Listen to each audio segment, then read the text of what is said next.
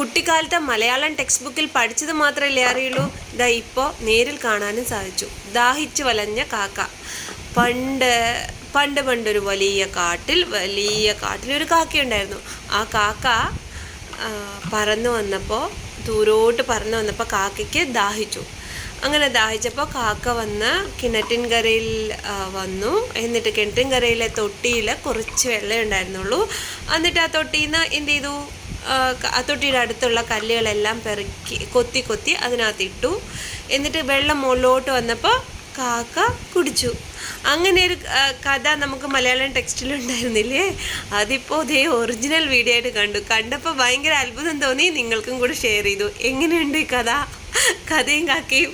ഈ കഥയുടെ വേറെ രൂപത്തിലായിരിക്കും നിങ്ങൾ പഠിച്ചിട്ടുണ്ടാവുക. പക്ഷേ എനിക്ക് ഇപ്പോൾ ഓർമ്മ വന്നത് ഇങ്ങനെയാണ്. സൂപ്പറായില്ലേ? കാക്ക എന്തായാലും